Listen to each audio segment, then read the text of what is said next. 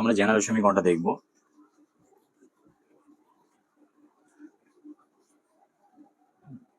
আমাদের জেনারেল সমীকরণটা কি আসছিল? আমাদের জেনারেল সমীকরণটা আসছিল আমাদের হচ্ছে যে x square.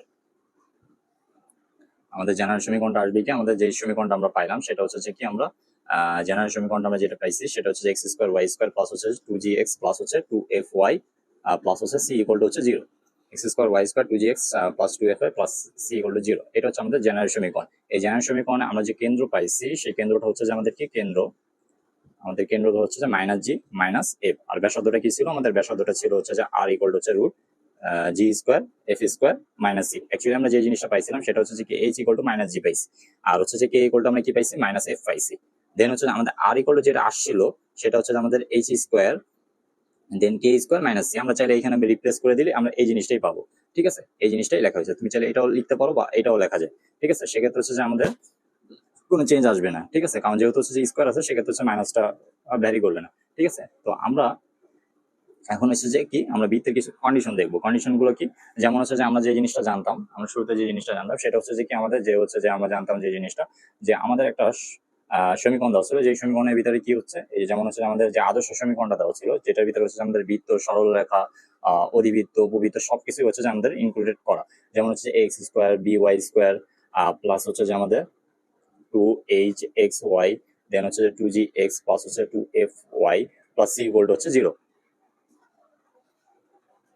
c equal to হচ্ছে 0। এই যে যে আমরা সমীকরণটা দেখতে পেরেছি, এই সমীকরণের ভিতরে কিন্তু হচ্ছে সবকিছু ইনক্লুডেড।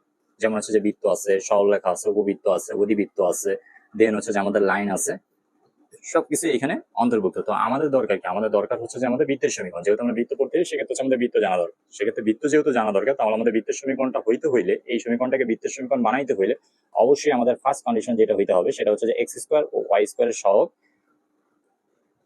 সমান হইতে হবে।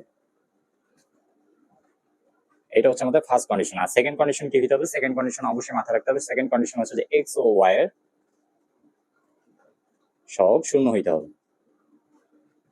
এই দুইটা কন্ডিশন যদি আমরা ফুলফিল করতে পারি তাহলে এই সমীকরণটা কনভার্টেড হয়ে আমাদের এই সমীকরণটা হবে x square y square 2gx plus হচ্ছে 2f ওয়াই প্লাস হচ্ছে c ইকুয়াল টু হচ্ছে 0। আমাদের এই সমীকরণটা কনভার্ট হবে।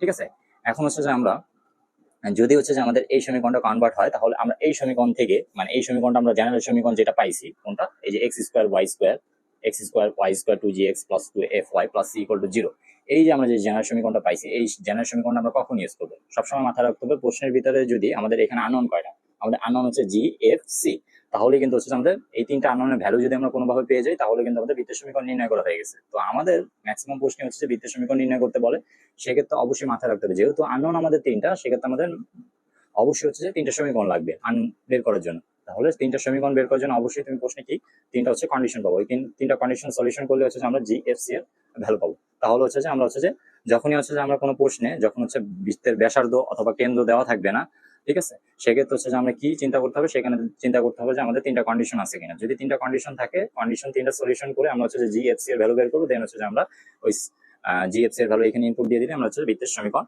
নির্ণয় করতে পারবো।